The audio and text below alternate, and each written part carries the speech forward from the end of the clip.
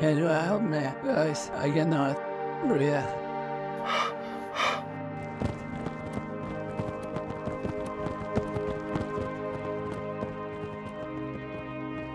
Hello, son.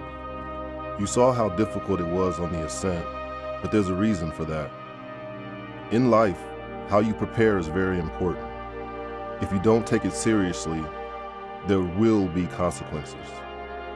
I'm making this video for you and I hope it will be useful. My name is Terry Peppers and this is me, one day before the hardest day of this Kilimanjaro summit expedition. This is the story of how I got here.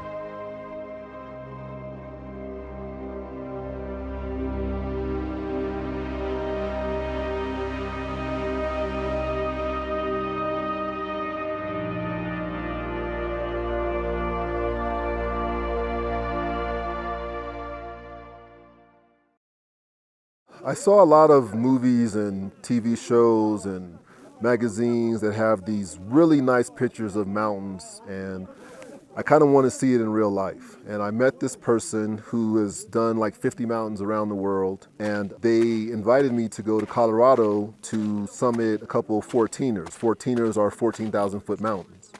So I did that.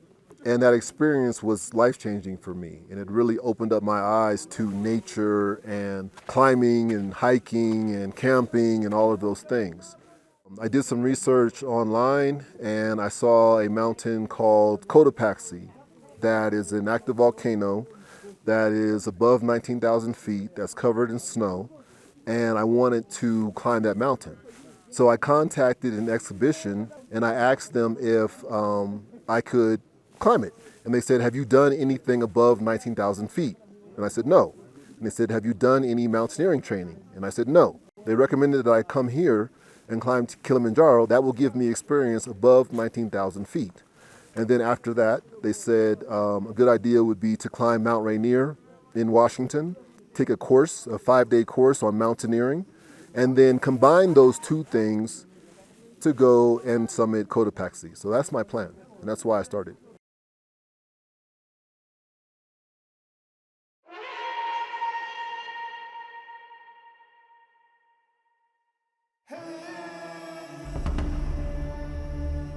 Son, expeditions to the summit of Kilimanjaro are not easy. Hikers go in groups, and I was lucky with my group partners. During this expedition, I discovered that the attitude to preparation and towards challenges was different for each member. For example, Hassan. He came from Egypt and was the youngest member of the group and one of the most frivolous. So it's a funny thing. It has been, so I have been planning this for like 6 months. And at the beginning of the 6th month, I was like, okay, I'm gonna prepare. Because I was in a much better shape back then. I was like, okay, I'm gonna prepare, but this should be no problem. But then for some reason, like I started getting busy with other things. So my physical fitness actually deteriorated. And then I started to panic a little bit, and then my confidence, it was like a roller coaster basically, until even like 3 days before I came, I felt really good about it and I'd be able to do it. But the last night before I boarded my plane, I felt like there were random pains around my body that they basically had no basis and they were unreal. It was just something in my head that I was like, okay, my leg hurts, my back hurts, everything sounded like it hurt, although nothing was wrong. So no confidence really fluctuated a lot throughout the last 6 months when I was planning this. It was not really from day one to the end that I'm actually going to be able to do it. No, that wasn't the case at all. I've been hiking before. I've liked hiking. For some reason, the harder it got, the more fun it was.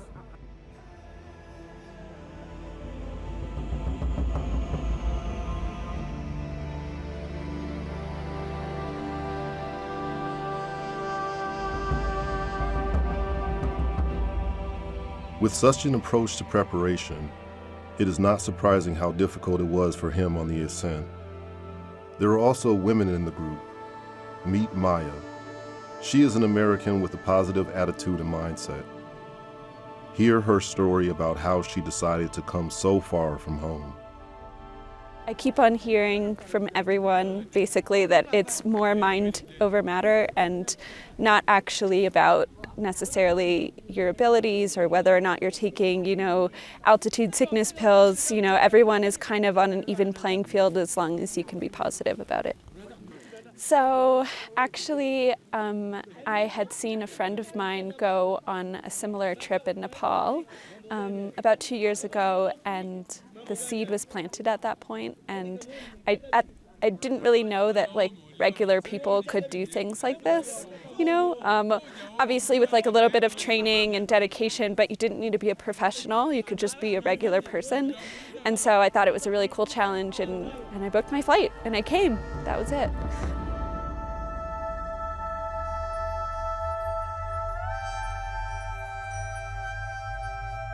Son, here is another very unusual woman with an original approach. This is Vigya from the UK, and she has her own philosophy on how to deal with difficult situations. It was very interesting to talk with her, as she was an important motivator for all team members.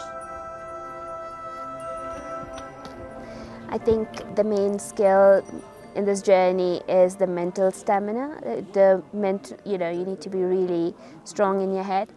And to prepare, I walked marathon. I did that, and then I climbed a mountain in UK, the highest one. And I knew that I have mental stamina and that I can push myself. So I wanted to push myself further, and so I did lots of walking, some boot camping, some exercising, and I learned that you should not give up. Your body can do a lot more.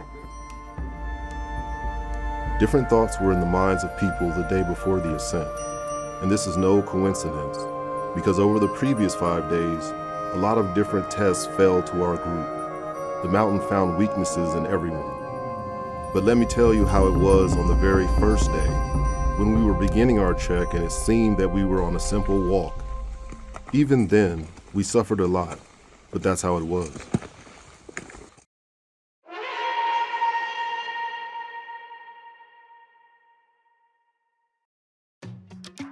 Arriving at the Machame gate, I met a group of 8 other people, and after a quick snack, we began our journey through the rainforest.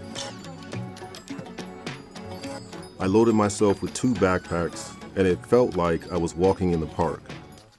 There were 3 guides with us. Baraka, who was the leader of the expedition, is a very reliable guy who made a rise from porter to group leader. My name is Baraka. As the guide of Kilimanjaro safari and local tour, whenever our country want to visit anywhere, you can do that. You are welcome. We invite you a lot at Kilimanjaro, at Tanzania.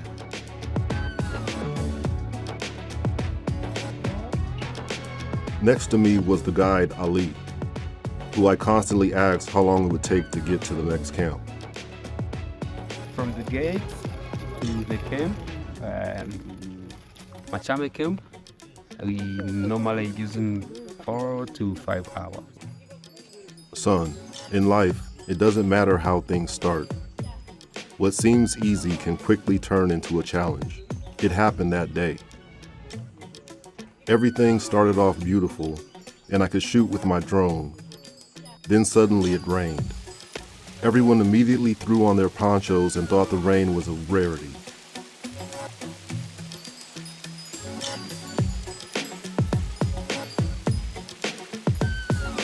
Now meet Julie from Germany.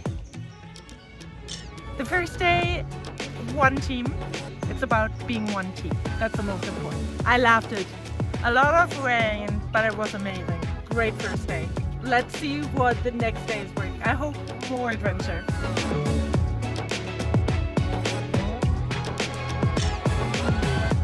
I wasn't eating right, I wasn't sleeping right. My backpack was too full of things, and I had a lot of caffeine and alcohol before I started, so I really felt that today, and now I regret that stuff. My hiking boots were amazing. I learned to take it slow, but day 3 is when we'll find out who's gonna make it. 89.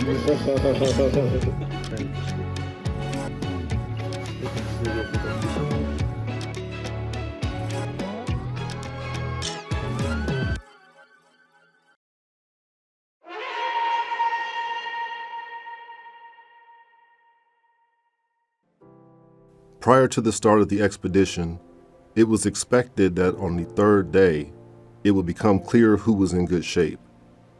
The day began with a very early breakfast at Shira Cave Camp, at an altitude of about 3,800 meters above sea level.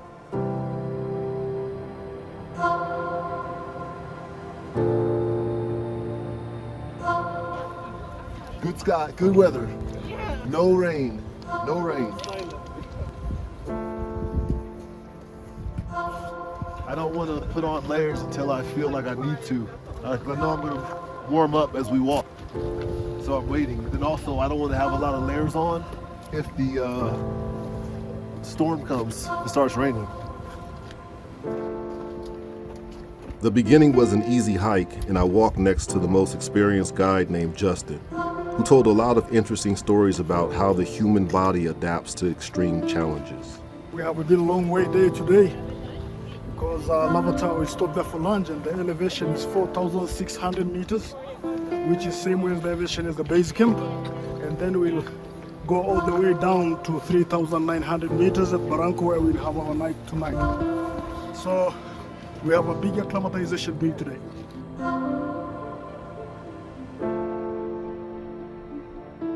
When we come up here, we go high and sleep low. We call it an acclimatization walk. Acclimatization walk helps the person just to go high and produce more red blood cells, which will fight against less oxygen or fighting through oxygen. And when you come back to the lower level, the amount of oxygen that you have been producing on the way up, it will help you to stay the place where you will sleep. That's why people, they have to go a little higher, maybe 100 meters higher, and come down just to sleep.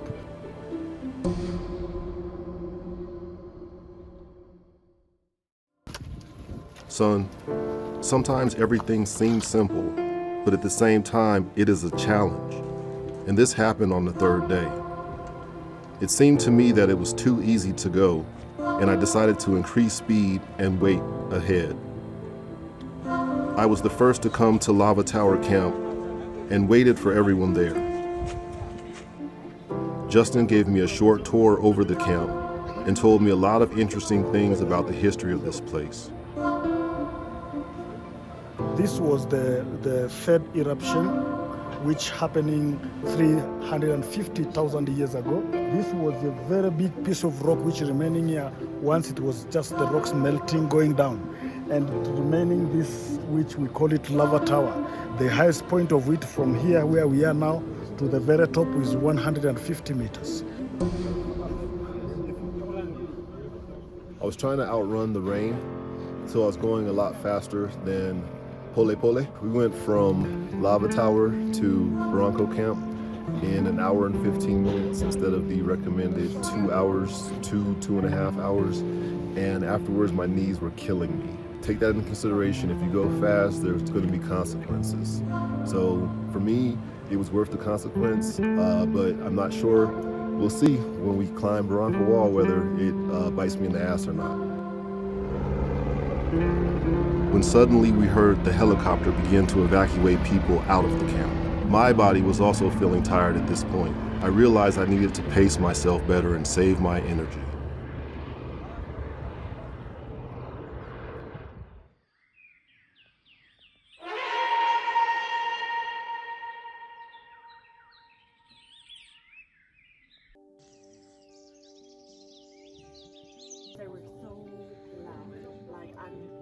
That day, I woke up at Machame Camp and had a great time hiking and exploring the forest. Guides and porters were gathering at the camp, and I decided to have a chat with Ali. Because of the weather of the Kilimanjaro, it is very unpredictable, and the mountain is big enough to make its own weather. So I'm not assuring that only in these zones can have rain. Maybe we can have light or strong up there some days. Packing up, the group hit the road, and the guide Justin inspired everyone with one of his motivational speeches. Guys, this is an amazing thing that we are doing right now, going to Shira Cave now, and it looks much stronger, and it's a tough people because it's just uphill and a lot of rocks. that's what we're going to conquer right now. But we believe that we can do it because we are tough. I took the advice of the guides and paced myself. Guide Ali kept us on track while looking over all the members of the group. We take it serious, like pulmonary edema and cerebral edema.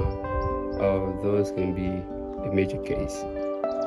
We need to be very close to the person to see how they are doing. Other than that, we are taking them down. Although no one expected it, there were many challenges that day, such as rock climbing and moving in close traffic. But in general, it was both interesting and beautiful.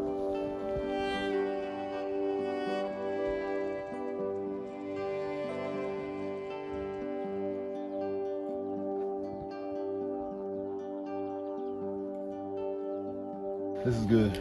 I like climbing, rock climbing. Hello.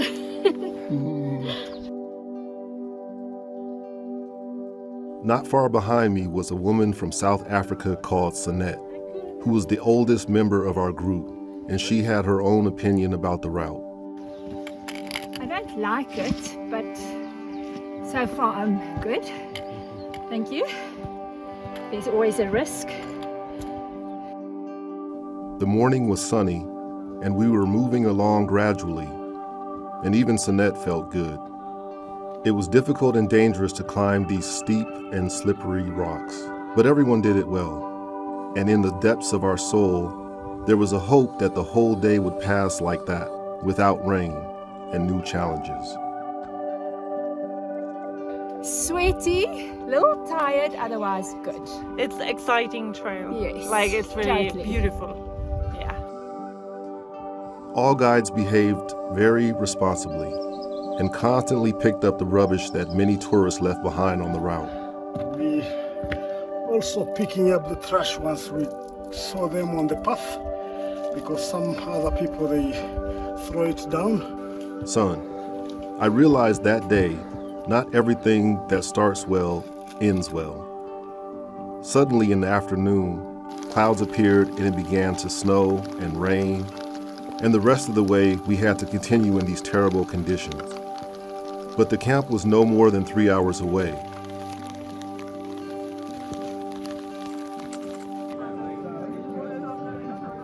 And soon we arrived at Shira Cave Camp. In the camp, after lunch and a short rest, we had to go on a radial hike. And at that time, everyone was thinking about their own thoughts.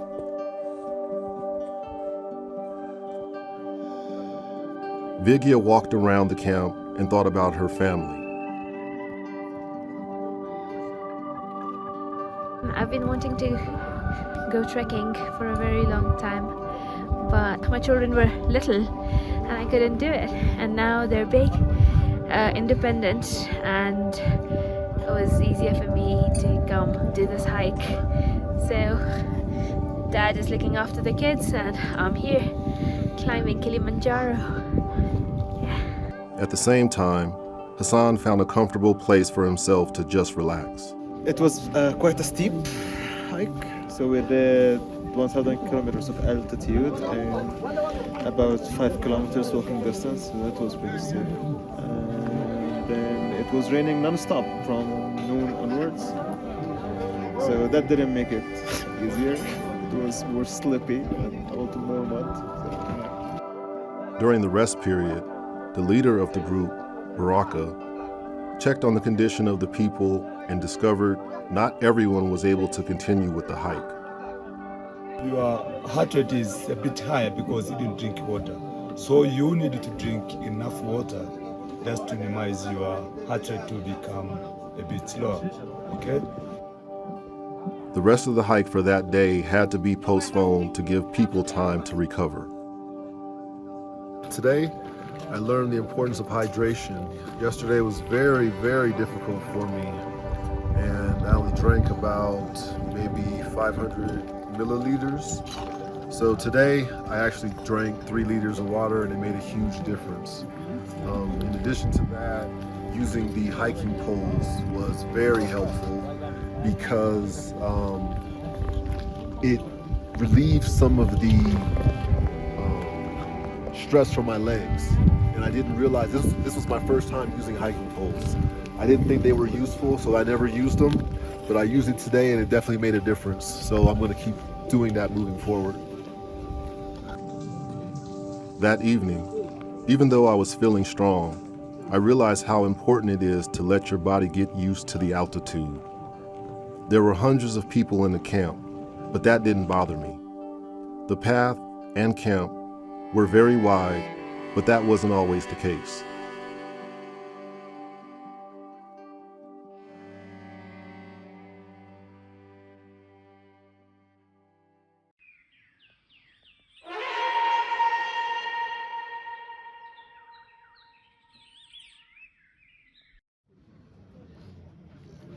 Son, I always liked climbing rocks, but never knew how difficult it can be when several hundred people climb the rocks at once, and the way up is designed for one person. At the beginning, I climbed with a group and guide Justin. This is the Barranco wall now we are doing. Take us almost to 1 hour to 2 hours, 1.5 to 2 hours to get it to the top. A lot of traffic jam because the path is quite narrow and everybody should pass their porters with luggages, so it's really traffic here. But we should be very careful because of the rocks. But decided to hike ahead of the group. That wall taught me a very important lesson, that moving with the flow is not always optimal. In some areas, the trail was narrow, and with so many climbers, it could take 2 to 3 hours for half the journey. I moved ahead of the main group and reached the camp quickly. Once I made it to the camp, I was able to rest. Eventually, I returned to the main group to see how everyone was doing. Sinette was having a difficult time, but she persevered. Life won't happen unless I make it happen. So, but then I also made the decision to do this in memory of my husband, because I feel ready to move on in life. So for me, this is a symbolic final farewell. Son, in some cases, the weak link can ruin the whole thing. And it bothered me a little that there was a possibility that someone from the group would not be able to climb to the top. But soon, the guide Ali dispelled all my doubts, and I was able to concentrate on my rest. Kilimanjaro is one of the very special mountains in the world because people are coming here in the groups. It is not about maybe necessary to walk in a single group. If one client will get sick in the group, we don't take all the group down because we are enough guides to lead them up. So we are making sure that everyone is fulfill their dreams to make to the top, right? So if the group we will split, we will make sure that every client, they are having at least a guide to lead them up. So that is the difference on how we are doing the mountaineering.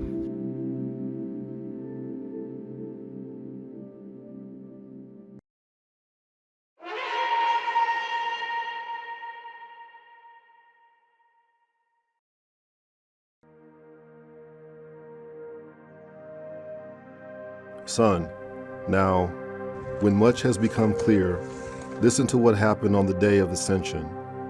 This challenge began at midnight, when the whole group left the camp and moved to Uhuru Peak. It was extremely hard for everyone.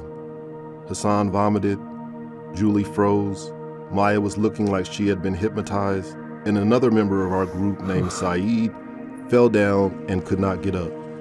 But I hiked on, and with every difficult step, I did not give up, and I reached the summit by 7 a.m. Soon the guide Justin came. It was not his first time at the summit, and he explained how the summit had changed over the course of time. We are now on the top of Mount Kilimanjaro, the highest point of Africa, 5,895 meters. This is the glacier, as you can see. During 1990s was much bigger than how you can see, how you can spot now, because it takes much time just to melt. But due to global warming, the glaciers goes down every year. So, as you can see now, the meters from the bottom to the top is about 70 meters, but it used to be even 300 meters higher during 1990s. So we are assuming like 20 years ago, maybe we will have no glacier anymore at the top of Kilimanjaro. On that day, everyone coped with their fears, weaknesses, and problems in their own way. Sanette did not reach the peak of Uhuru, and with great difficulty descended to the camp. She wasn't feeling well, so had to be evacuated by the helicopter. But she did make it to Stella Point, which is admirable. Son, the experience of successfully climbing to the top of Mount Kilimanjaro can be a life-changing event for any person, and there are several lessons that I learned from this achievement. I learned the value of hard work and dedication. Climbing a mountain takes tremendous effort, both physical and mental. It requires months of preparation, training, and planning. I learned the importance of perseverance and determination. Climbing a mountain is not easy, and there are many obstacles that can arise along the way. I learned the value of teamwork and support. Climbing a mountain is not a solitary effort. It requires a team of climbers and support staff to make it to the top. I learned the importance of goal setting and planning. The climbers have to plan their routes, set their goals, and prepare for potential obstacles along the way.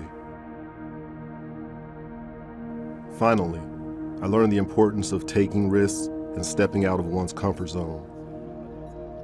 Pushing yourself to the limit can lead to great rewards and personal growth.